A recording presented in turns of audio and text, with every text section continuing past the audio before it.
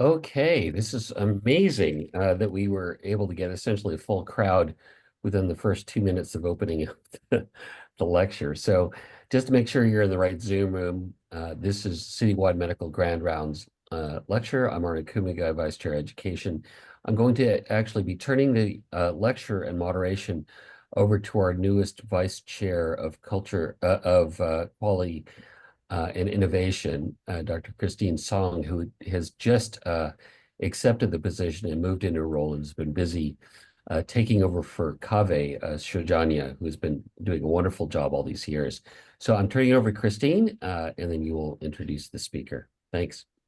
Terrific. Thank you so much, Arno, and it's a privilege to be here today. So just some typical grand rounds instructions. So welcome once again. This event is being recorded and will be posted to YouTube for educational purposes. So by participating, you agree to be included in this recording. Please keep yourself on mute when not speaking, and for a better experience for all, if you could possibly keep your video on, that would be wonderful. So I'll start with a land acknowledgement. We would like to begin with acknowledgement of the land on which we work, study, and live. We recognize that many Indigenous nations have long-standing relationships with the land upon which the work of the University of Toronto's Department of Medicine is conducted. We acknowledge our presence on the traditional territory of many Indigenous nations, including the Mississauga of the Credit, the Anishinaabe, the Chippewa, the Haudenosaunee, and the Wendat peoples. Today, this land is home to many diverse First Nations, Inuit, and Métis people, and we are grateful to have the opportunity to live, work, and gather on these territories. Land acknowledgements are only a starting point for larger conversations. More concrete acts of restitution and transformation are needed to address underlying inequities and blatant discrimination in the distribution of resources between Canada's First Peoples and settlers. So again, just to remind you, a couple of ways to submit your questions, whether to raise your hand or to put your questions into the chat. And we hope that you will complete the evaluation at the end of this session. So I'll just stop sharing. It is my extreme pleasure to introduce our speaker for today. Dr. Amol Verma is a physician and scientist at St. Michael's Hospital at Unity Health and the Temerty Professor of AI Research and Education in Medicine, also at U of T. Amol co-founded and co-leads Gemini, Canada's largest hospital clinical data research network, which includes over 30 hospitals in Ontario. He co-invented ChartWatch, one of Canada's first AI solutions to be effectively deployed to improve clinical care. He is also a provincial clinical lead for quality improvement in general internal medicine with Ontario Health, chair of the Researcher Council, and a board member of the Digital Research Alliance of Canada, and has received numerous awards, including the Canadian Society of Internal Medicine New Investigator Award, the CIHR Trailblazer Award in Population and Public Health Research, and the Royal College of Physicians and Surgeons of Canada Early Career Leadership Award. So welcome, Amol, and I hand it over to you. Thanks so much, Christine, for such a generous introduction. And it's so nice to see, and frankly, a little intimidating to see all wonderful, familiar faces, colleagues, and really respected colleagues all across the city. I'm grateful to be here with you. I'm gonna try to do. It's always very difficult, I find, to give a lecture about artificial intelligence, in the sense that one huge range of people's knowledge about this topic. So I'm gonna try to keep it both accessible, but also not insult your intelligence, and hopefully you'll give me the patience of that. And then also, um, uh, so much is discussed about this topic every day in the popular culture and media, as well as in the healthcare conversation. So tough to say much that's new. So what I thought I would do today is take an opportunity actually to do a bit of a just reflection on the state of the art. Like, what do we know about AI today? And try to look at that with a pretty clear-eyed perspective of, what are the capabilities of AI technologies? What has the trajectory been over the last couple of years? And so what might we expect in the coming few years? So that's kind of the task I've set out for myself, and hopefully it's interesting. In terms of disclosures, from all of my grant funding and salary support all comes from public sector entities, with the exception of one potential relationship, which is that I co-invented ChartWatch, an AI early warning system, which was acquired from my hospital by a startup company called Signal One. And through that acquisition, I have the potential to acquire minority interests. I have no direct relationship with the company. So learning objectives for today are to think about the current state of capabilities for AI in medicine.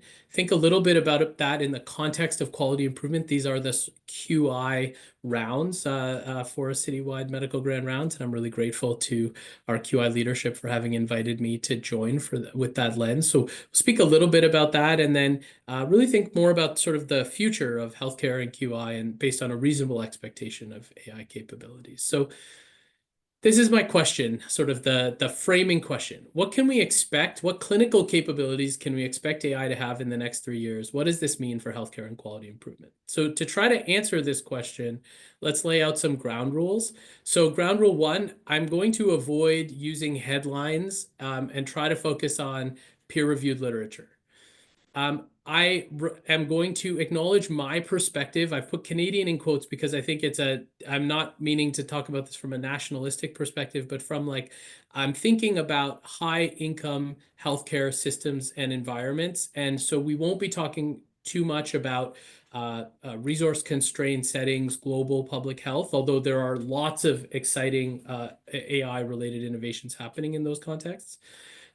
I'd like to focus the conversation on sort of widely available technology and data in our typical high-income healthcare settings. So electronic medical records, imaging technologies, stuff that's pretty accessible, which means I'm not talking about robots and Neuralink microchips and things like that. Again, lots of innovative, exciting things happening there. And then for the main part of the conversation today, I'm going to ask us and you to briefly suspend our questions about barriers to implementation, regulation, cost, privacy, all those things. We can loop back to that for sure. So that's kind of the ground rules for the discussion.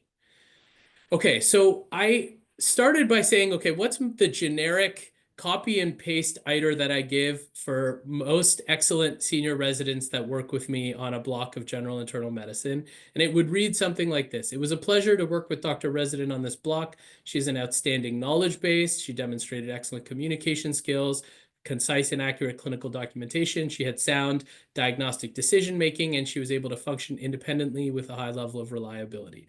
I'm not sure if that sounds like an ITER you might have written as well, but I suspect that it maybe resonates.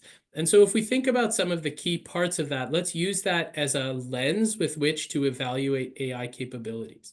So outstanding knowledge base. Let's talk about communication skills.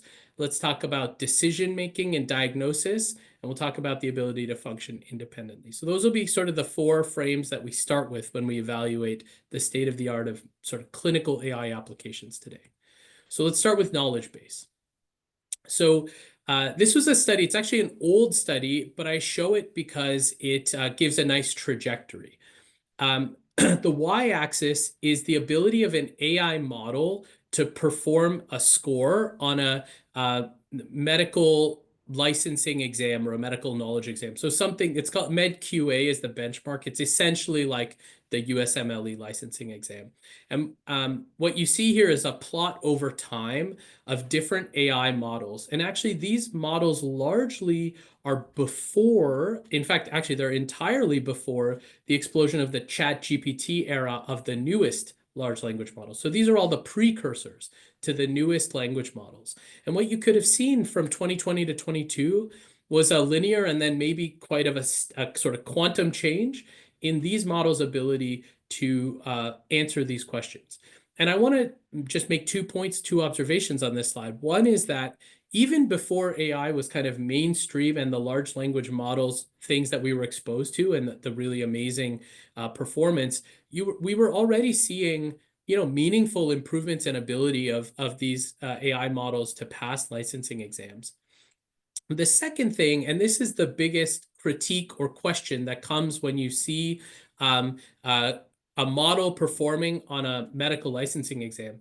Is this the model proving that it has encoded medical knowledge? It can retrieve that knowledge and answer different questions?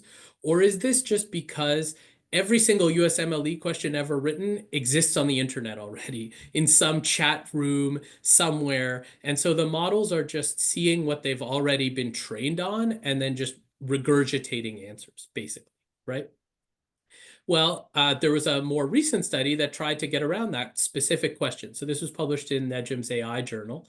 And what they did was they took Israeli licensing exams. So these were Hebrew questions that had never been on the internet before.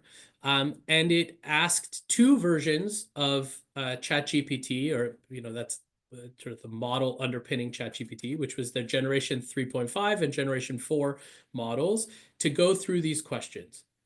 And what you see here is there were 5 different boards, essentially: the surgery, peds, internal medicine, psychiatry, OBGYN.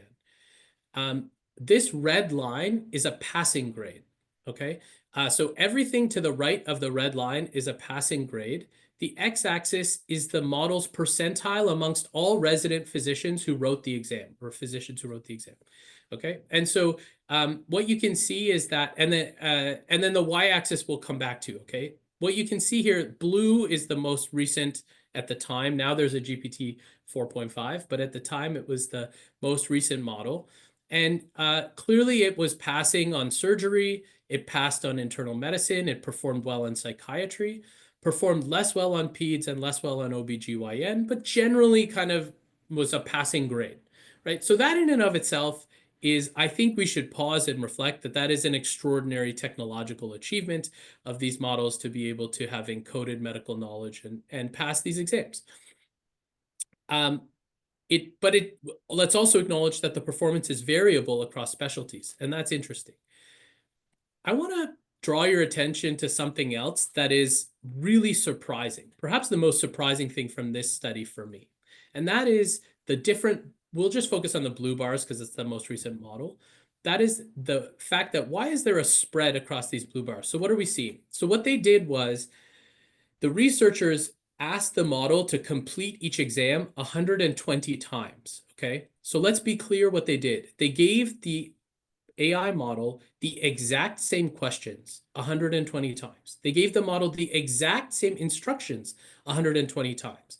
And what you can see if we just look at the GenSurge exam, that most of the time the model achieves 60%, but there was a time when the model, achieved 30% and a time when the model achieved 60-some% as a percentile score amongst physicians, meaning that these models performed differently on repeated attempts when given the exact same questions and the exact same instructions.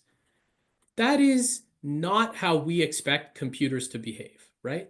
You expect a computer, when given a set of instructions and a set of data, to spit out the exact same thing every time. That's how Excel works. That's how all our software works generally, right?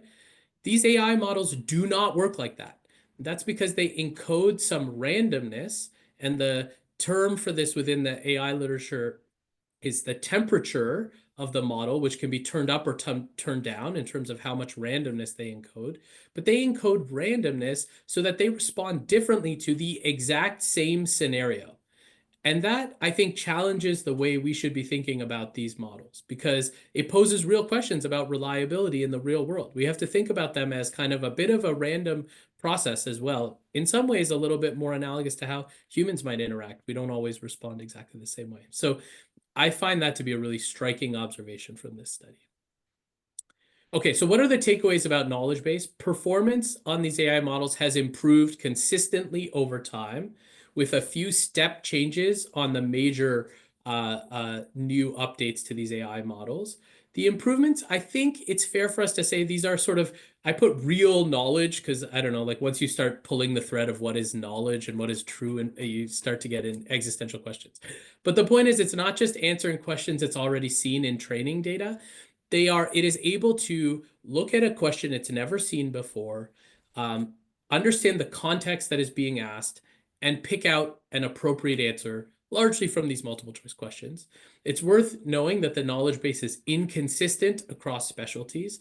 I suspect largely based on what information is better represented in the training data these models have been exposed to. So it seems like there's just less content on the internet about PEDS and OBGYN, perhaps, than in other specialty areas. And then that the frontier AI models, meaning the state-of-the-art multi-purpose AI models, don't behave the way we expect computers to behave. They have some randomness in them. Okay, so that's our takeaway on the knowledge base. So let's pivot now to talk about documentation or communication. So this is perhaps the area that we've seen the most immediate implementation of AI in clinical context, and that would be the AI scribes. So the biggest Ontario study was led by our colleagues at Weave, O'Neill Bhattacharya, Payal Agarwal, other colleagues there led an evaluation of 150 primary care physicians or practitioners over 3 months, were given access to an AI scribe.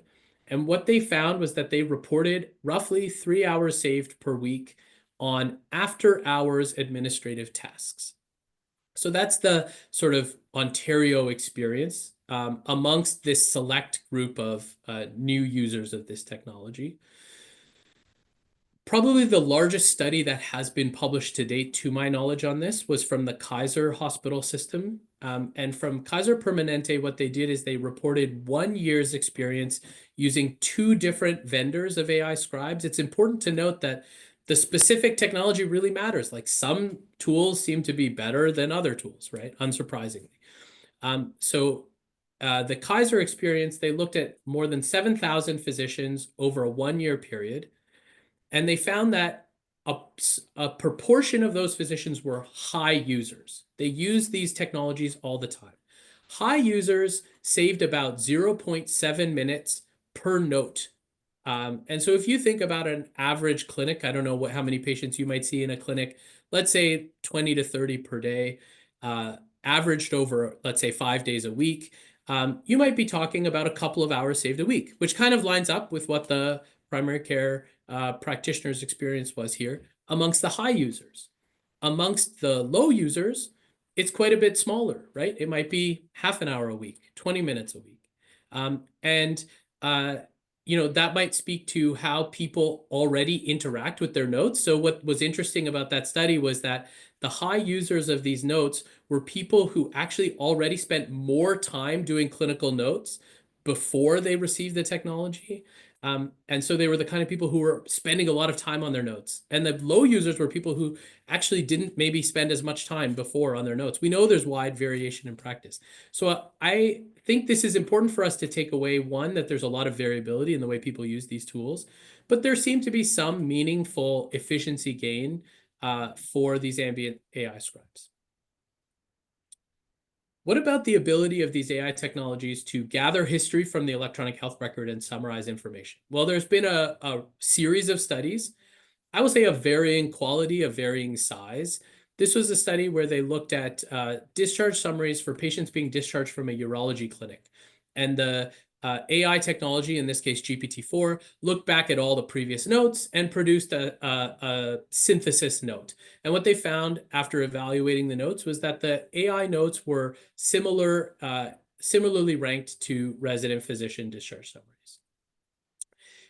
This was all patients from an ICU. This is actually a preprint, so we'll hold it with a little bit of caution still. But they produced hospital discharge summaries for ICU patients. And what they found when they looked at the specific details that were contained in each discharge summary, if you take the physician original discharge summary as gold standard, the AI-generated discharge summaries had about 80% accuracy. So they captured and they were the same about 80% of the time as what was in the physician summary.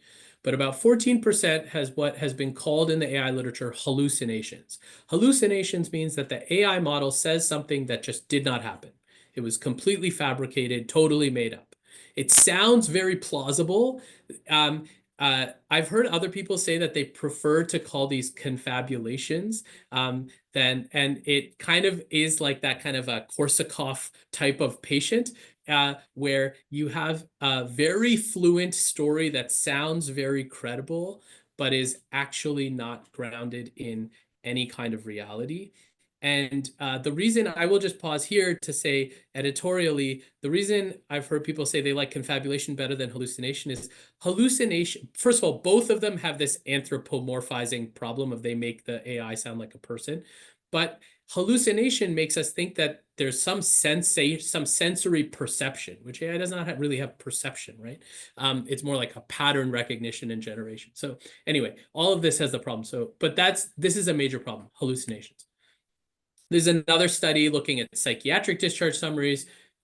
Interestingly, only 22% of the summaries were ranked as favorable or as good as the resident, as what would be ideal, actually. So these are staff physicians. They ranked the AI and then they ranked the resident summaries. So they had a pretty critical view of residents. They reached 67%. And then they had an even more critical view of the AI. Again, the big gap there is because of hallucinations. So 40% of the summaries just made things up.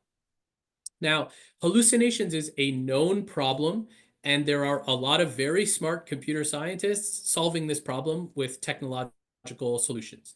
The most common one to date is something called retrieval augmented generation, which essentially means that you constrain the model to only produce, so generate, the generation part, to only generate what it has already retrieved from the record. So retrieval augmented generation. So basically saying, if you have not seen this in the body of text that you're being asked to summarize, then do not include it in your note. And there are technical ways of doing that, basically training the model on specific fragments of the documents in advance. So what's good about this is this specific study showed that it was able to, in a subset of notes, able to improve accuracy and really reduce hallucinations.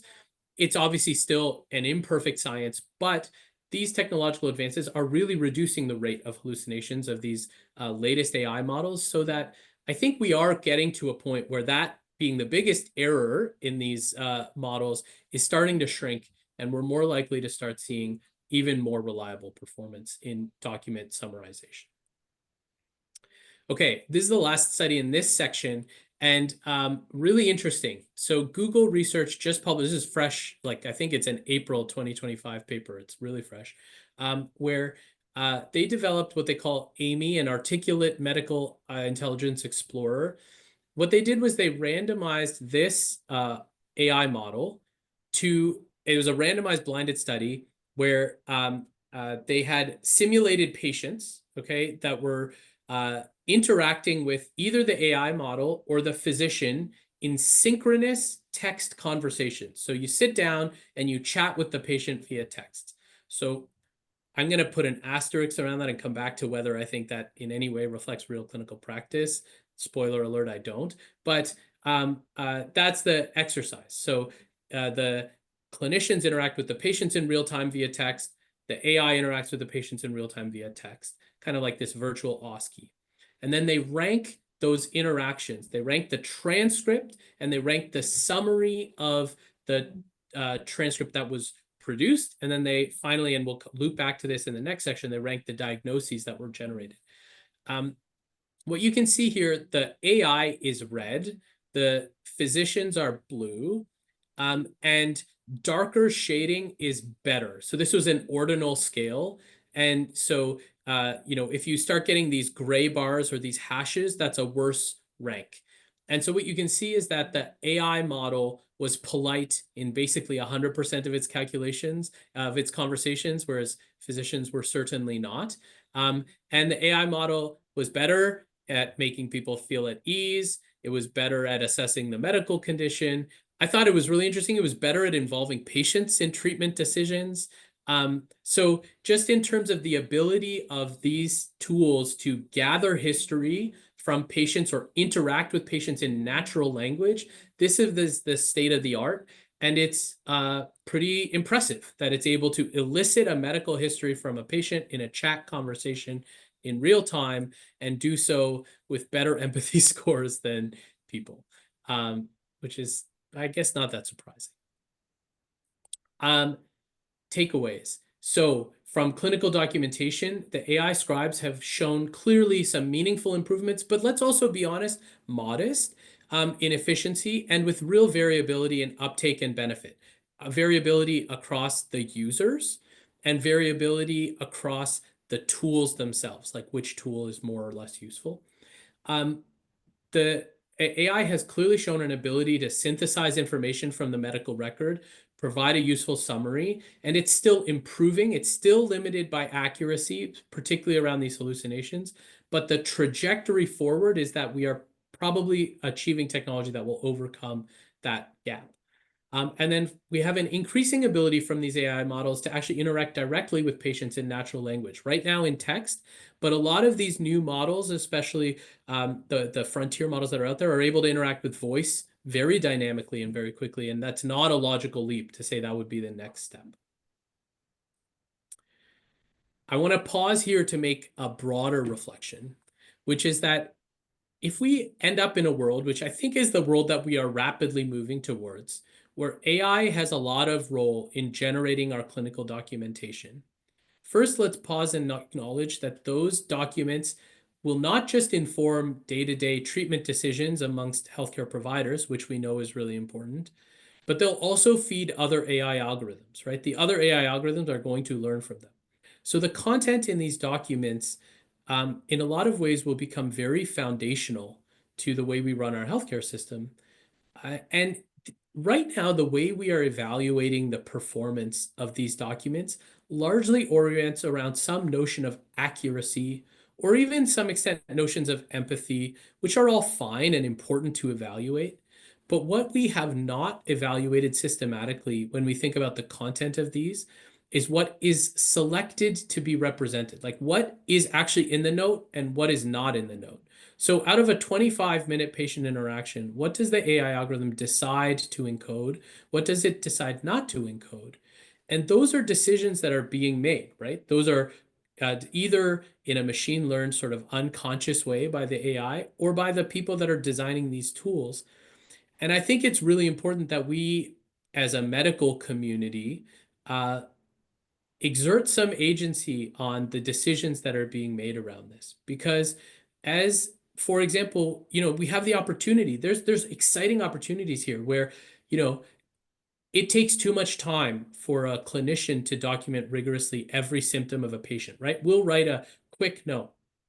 And it also takes too much time for us to read it. But that doesn't mean an AI algorithm can't encode and clearly systematically document someone's symptoms across a wide range that was discussed. This could all happen in a way that the information is stored and future retrievable in the future, that could inform algorithms in a way that is really helpful down the road. But I think that will only happen if we are purposeful. And right now, I think a lot of the focus is just creating these facsimiles of clinical notes. And I'm not sure that's really leveraging this technology in a way that we would want to be going forward. So that's a little soapbox. There'll be little soapbox moments as we go through. That was one of them. Okay, next section, diagnosis and decision making. So how are we doing on diagnosis and decision making? So this is a study from the New England Journal's AI journal again.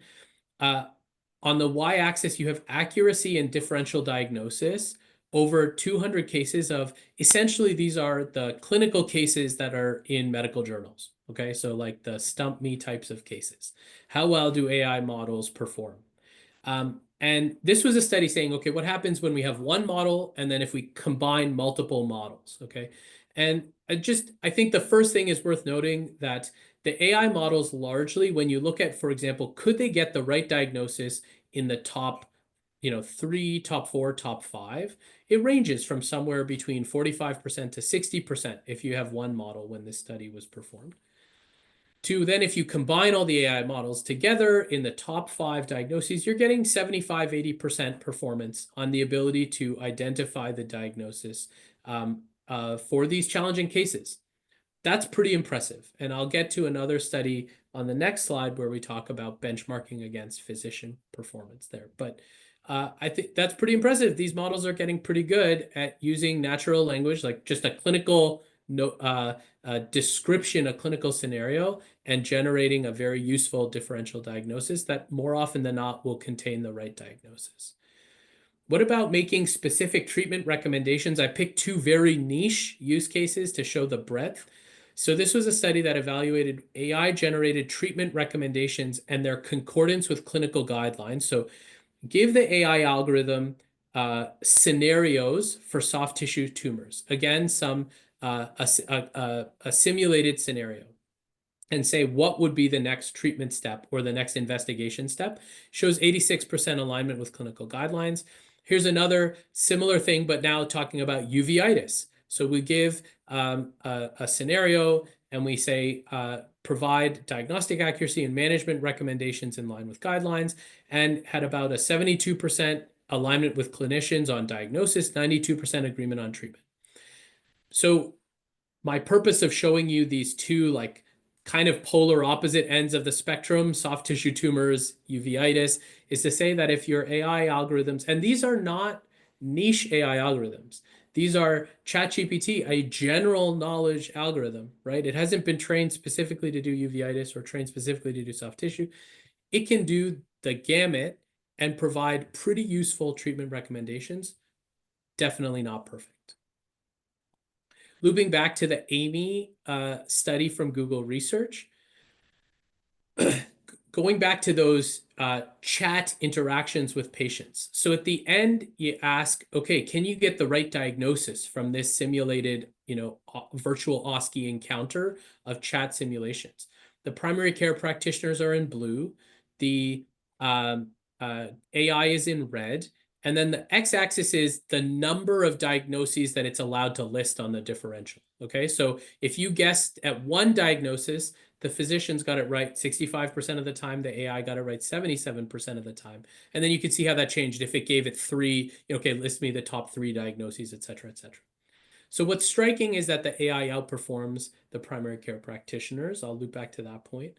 But what's really interesting to me is the researchers then asked, okay, well, why is the AI better?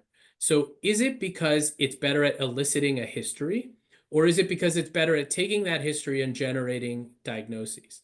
And so what they did was they took the AI algorithm and they applied it to the physician transcripts. So they said, okay, based on the physician's elicited history, how well does the AI get the diagnoses? And it turns out it performs exactly the same as with the AI transcript. So it turns out that AI is getting the history essentially at the same level as a physician.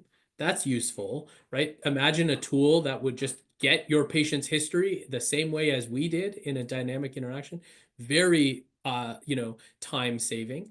And then, but the information gain is that it's just better at generating a differential diagnosis. And I have to say, depending obviously on the range of diagnoses, you could drill down and, specialization, but I guess it's not that surprising to me. Like, as someone who works in general internal medicine and I'm constantly stumped for diagnoses, and I'm constantly turning to the internet for ideas of diagnosis, it's not surprising to me that like a manifestation of the internet is better at suggesting diagnoses than I am alone, right?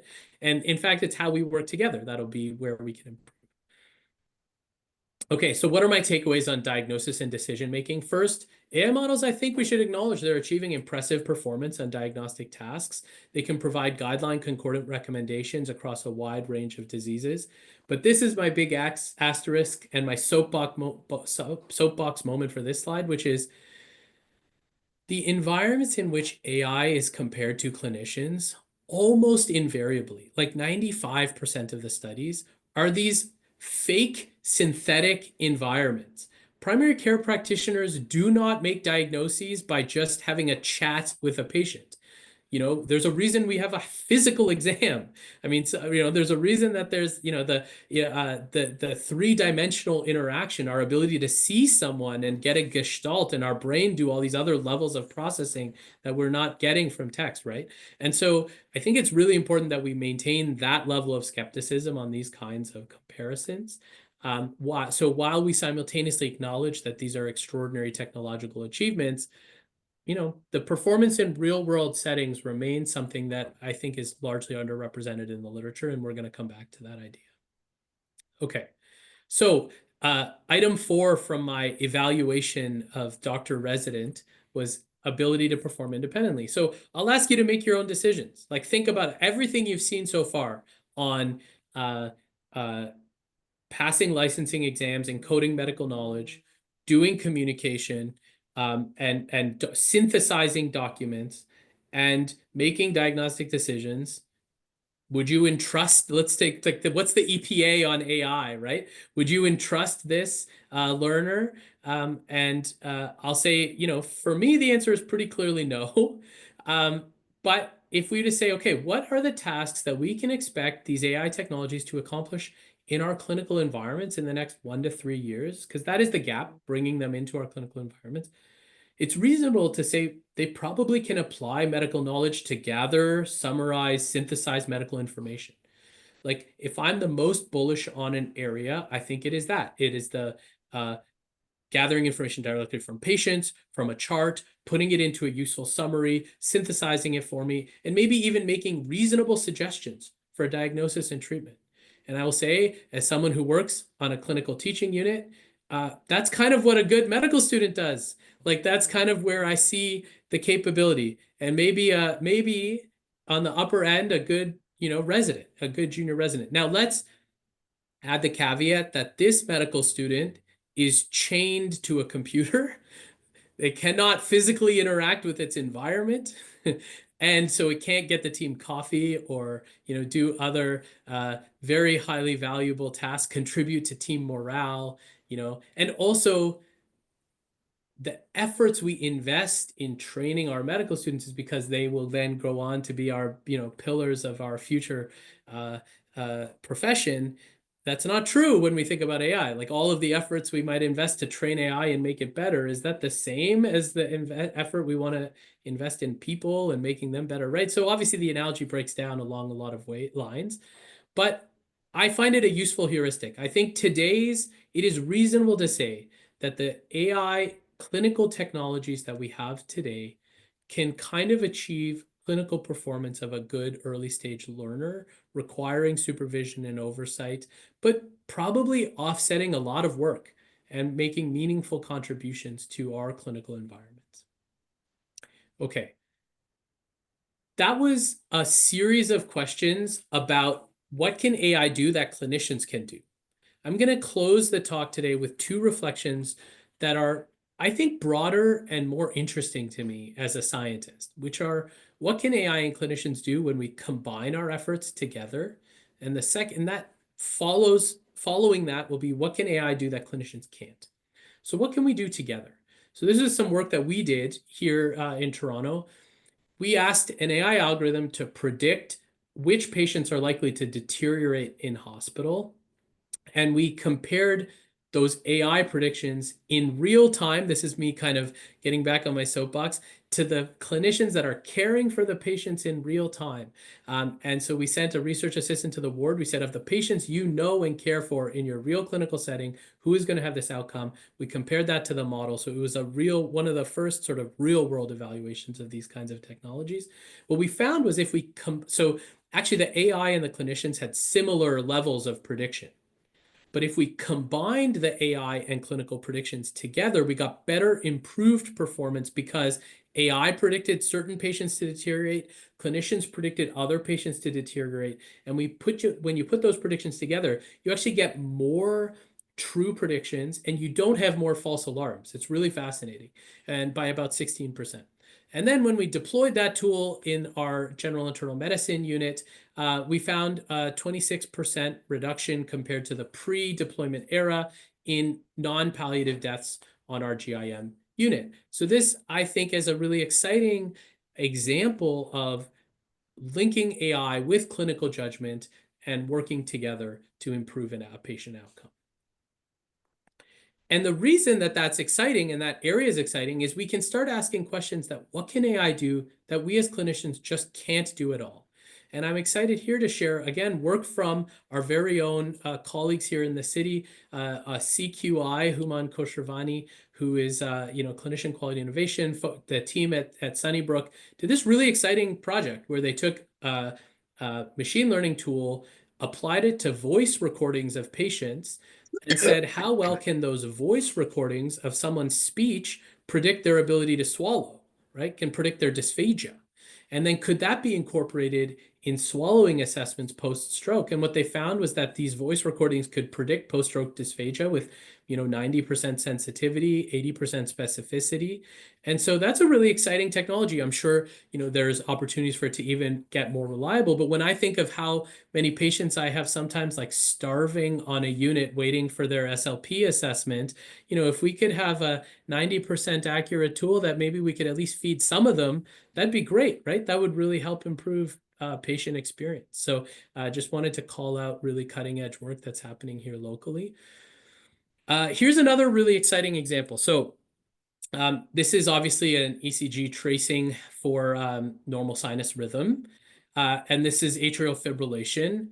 And a very simple AI task is to say, separate normal sinus rhythm from AFib. And obviously, ECG AI can do that really well. Frankly, for most cases, most clinicians, sometimes I find this challenging, but most of the time it's reasonably straightforward to separate sinus rhythm from AFib. What's more interesting is to say, can you look at a patient when they are in sinus rhythm and predict who will develop AFib in the future, right? Based purely on the ECG tracing. That should not be possible largely. Like of course we know, okay, I could look and say some left atrial enlargement, maybe a few little things. But in general, I as an internist and most of us as physicians could not look at a normal sinus rhythm ECG and say this patient is going to be an AFib in the future. But an algorithm actually did a very good job of doing that. So this is a large Lancet study conducted in more than 160,000 patients, and they were able to, with roughly 90% accuracy, predict which patients ended up in AFib years after their original ECG in normal sinus rhythm.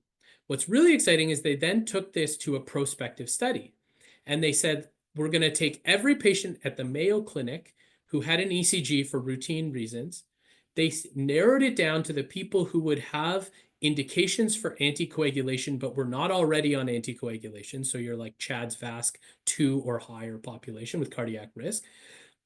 And they said, okay, I'm going to apply this algorithm. And then to prospectively evaluate for AFib, they also ran them through a 30-day monitor, like continuous monitor.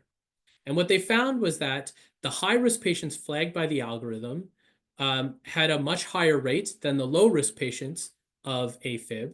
And then when they compared that to matched controls, it tripled the detection. So there were matched controls who didn't get AI. Those people over 10 months, only 3.6% were identified as having AFib. Whereas the people in the study who got the AI-enabled monitoring, et cetera, they identified AFib in 10.6%.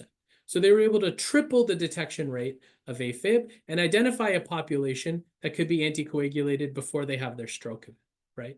So really exciting, especially in the context of population screening for AFib, which has been really hard to nail down. We have people in here who did amazing work on the, the study, I think it was the Emerald study or something, where they looked at the AFib long-term recording and found that in cryptogenic stroke. But we don't have a cost-efficient way of doing this kind of screening at the population level. Maybe AI can lead us there. I will flag, though, that even in the high-risk patients, only 10% actually had AFib. So, you have to ask how many people will this lead us to work up? And is that still a cost-efficient thing? Is there a world in which a lot of these AI algorithms, especially the predictive ones, lead us to working up many more patients? And can our system bear that cost? Is a very real question.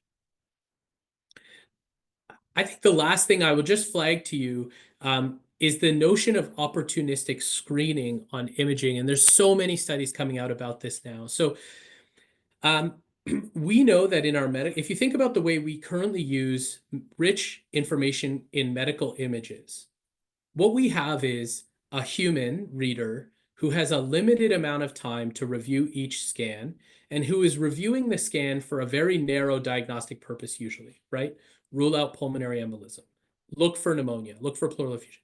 They generally focus their attention on that question. They, of course, also look at everything else and like make a number of comments. But most of the time they don't have the time, capacity, or ability to look through all of the information that's contained in a CT scan, let's say.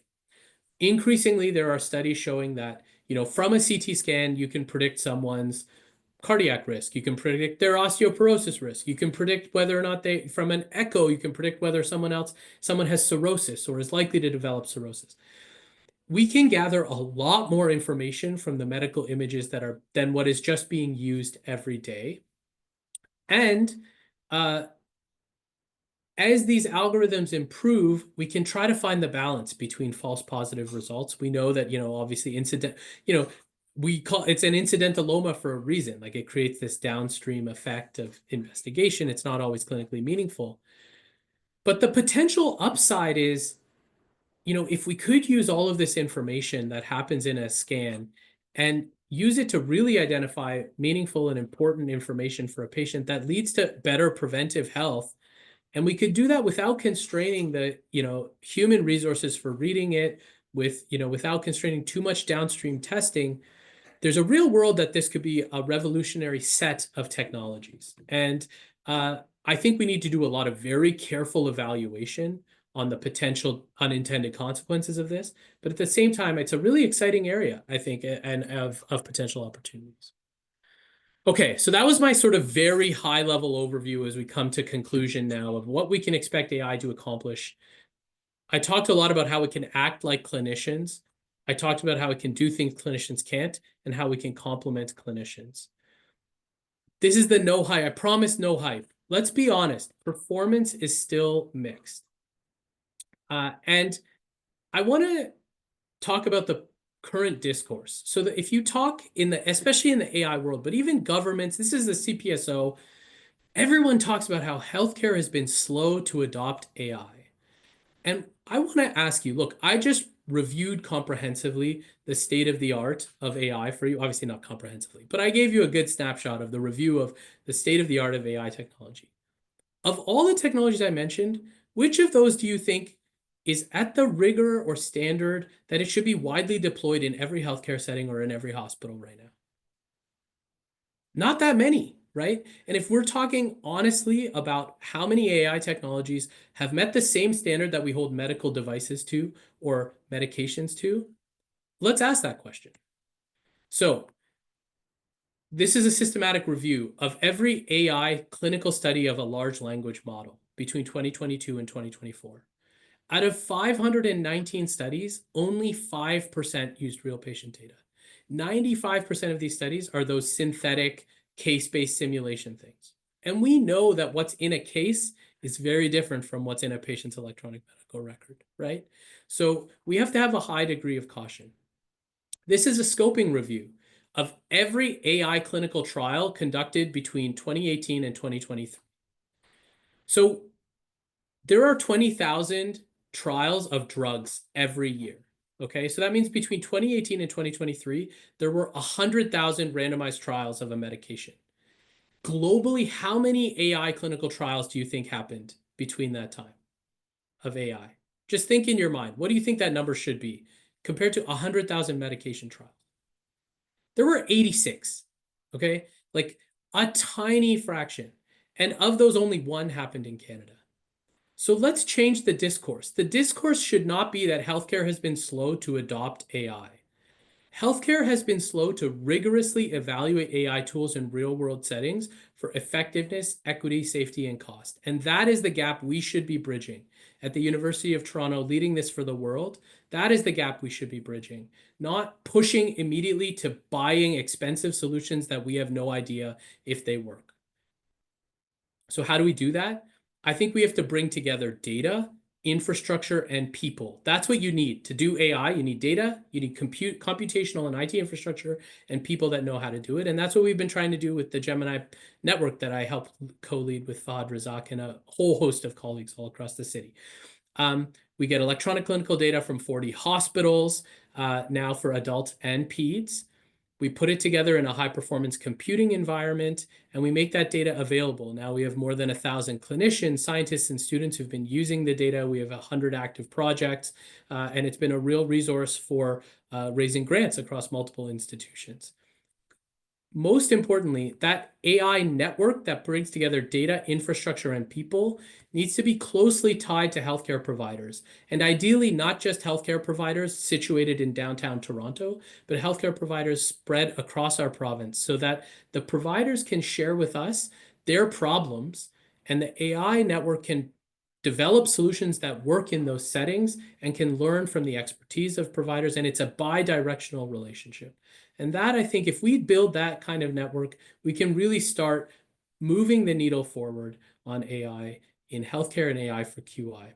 So the implications for quality improvement, AI tools today, I'm going to say it, it's an unpopular statement maybe. These are largely unproven technologies for real-world use. And where else do we need QI mindset and methods than implementing these kinds of technologies and tools? That is what's critically important. We need the ability to rigorously implement, refine, iterate, and evaluate. And that's where I think QI has a huge role to play. So this is my final slide. Based on this trajectory and where we can move forward, I think we can plan for a healthcare system that has almost infinite capacity to process and summarize information. I think we should be asking AI to do things that people can't and use it as a complement to clinical decision making. I think we should build networks for developing, testing, and implementing these solutions. And I think we need to insist on rigorous evaluation and health technology assessment for wise stewardship of this technology going forward. Thank you so much for your time. And I'm sorry I didn't leave that much time for tough questions, perhaps strategically so. But looking forward to the conversation. Thank you so much, Amol. That was fantastic, as always, and so fascinating. And thank you so much for sharing your expertise. So I know we don't have a ton of time, and I wonder if I could just take the privilege of asking the first question. And I wanted to raise the issue, you talked a lot about AI versus physician in terms of diagnostic accuracy, in terms of the, summaries that are generated. And, thinking of, you're using my QI lens, I always think that, the patient is an important partner that should be considered in a lot of this work. And we have evidence that patients actually can contribute to increased diagnostic accuracy through the review of their notes. So open notes is an area that's exploring that, and also reducing diagnostic errors. So I wonder if you had any comments around any sort of thoughts about how that the patient perspective could be integrated into this AI plus clinician type of, diagnostic accuracy. Yeah, I think one of the things I'm most bullish on is that as these AI models are able to interact in natural language increasingly, right? Like that Google research study that I talked about, you actually have a nice venue for being able to both involve patients more proactively in these conversations. Actually, as that study showed, right? Decisions were more incorporated in decision making, but also then to involve them in the evaluation of the tools and how they affect patient experience, and also therefore diagnostic accuracy, I think is really important. Yeah. So, we're so like one of the big problems with diagnostic error, we know there's anchoring bias. We know people are pressed for time. You're tired. You're doing busy things. Like AI might actually overcome some of those, human failings, right? Like in theory, there is an infinite amount. We have to think about energy expenditure and climate impact and these other things. I don't want to avoid those, but an infinite amount of time an AI bot could spend with a patient getting the history accurately, right? And so, yeah, I'm bullish on that. I think it's a really exciting area for work. Thank you. We'll move to the online group. So Barry, you had your hand up first. Please go ahead. Fabulous talk, Amol. There was a recent book a couple of years ago out of the Rotman School about power and prediction. And they define two reasons for why technology is not rapidly adopted. One is the difficulty of building it, but the second one is that some group loses power when a new technology comes in. Have you noticed any resistance, any fight against this new technology, or is there any documentation of it? Yeah, thanks, Barry. Two thoughts to that. So the first is we've done a qualitative evaluation with physicians and nurses of AI, and with the ChartWatch AI tool. So which this is as like a it's like a prediction tool. It says this patient is high risk for predicting. So we ask people open-ended question, what was your experience using the tool? And across I think we did 20 interviews. Across every single interview, the answer was the tool worked well in some cases, not great in other cases, but generally was useful, but it will not replace me. And we didn't ask if it would replace you. That was not like it was nowhere in the script. It's clearly not the intention of this narrow tool to replace a physician, right? But it's part of the discourse. And I think it comes back to the notion of the, power, right? And that is part of the conversation. So yes, I think there is resistance. I think the power has a flip side too, which is that there is a strong industry and profit-driven agenda for these frontier AI technologies, largely owned by big companies. And this whole discourse of we're not adopting AI fast enough, like where does that discourse come from? Who says we're not adopting AI fast enough? How old are these technologies? How rigorously tested are they? Like, why is that the discourse? I'm not sure that's the right framing, right? Like, I personally think it's okay that a technology that is less than 10 years old and like in some cases less than a year or two old hasn't been widely deployed in healthcare yet, right? Like, Lord knows we've learned enough about, mistakes made in the past. So I feel actually a lot more safe about having a slow deployment than the other way around. And I want us to challenge the discourse. I think that is about power in some ways, but the other way, actually. So we'll go to Kieran next, and then we'll go to the chat after. Thanks, Amol. Phenomenal presentation. Very, very brief comment, question, and a plug. The plug I'll start with first. If you're interested to see how AI and generative AI can revolutionize the conduct of clinical trials, I'll be giving UHN Sinai grand rounds on the 30th, so please attend if you want to learn about outside clinical care. Comment is about barriers to real data. I'll give you the example. We put in a trial, a real clinical trial, a study within a trial to look at ChatGPT to enroll people in our trial. And the REB just said, don't come back with this again until you have a lot more synthetic data to reassure us. So I think we need some executive level leadership, many of who are on this call today, to go outside of our clinical domains and talk to our REBs and our contracts and our privacy and our legal teams, which is where I've hit the barriers in trying to study real world AI deployment and to validate its use. And there's just a lot of fear about it. My question is about implicit bias, because I was reflecting on one of your soapbox comments that the discourse is all that AI is biased. It's going to make everything bad. But I always stop to think, what is it trained on? It's trained on our clinical notes and our internet, and we are the ones who are implicitly biased. So how are we going to solve this problem? And how can AI help us solve this rather than just be fearful that it's going to make everything worse? Yeah, I don't know that I have a obviously it's a thorny problem and we don't have like a pithy answer would not do it justice. I think that it's like to your point, we know that the biases exist within healthcare. You should work with the best of the tools you have and just keep trying to do better, right? And I kind of think that's where like questions of, how much should we assess for, how much fairness is appropriate, all that stuff. They don't motivate me that much as like just try to make your thing better than it was before. Try to be thoughtful about the bias that exists and do better the next way. And I think it is useful to compare it to some current benchmark, right? So like, okay, what is the current clinical benchmark, current clinical performance?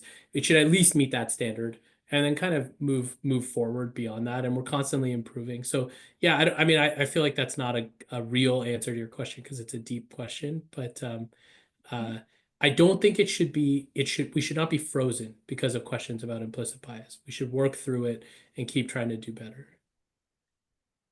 Well, I'm sure we can go on for another hour, just picking your brain and carrying on this conversation, but we are over time. And I so appreciate, Amol, your talk, as well as all the, robust conversations and discussions. I will just point out, Amir has indicated that THP has created an AI REB. So Kieran, maybe worthwhile to chat with him. And I'm certainly going to also reach out just to understand that practice. It sounds like it's quite an opportunity. So thank you everyone for this, for joining us, and we will see you next month. Take care.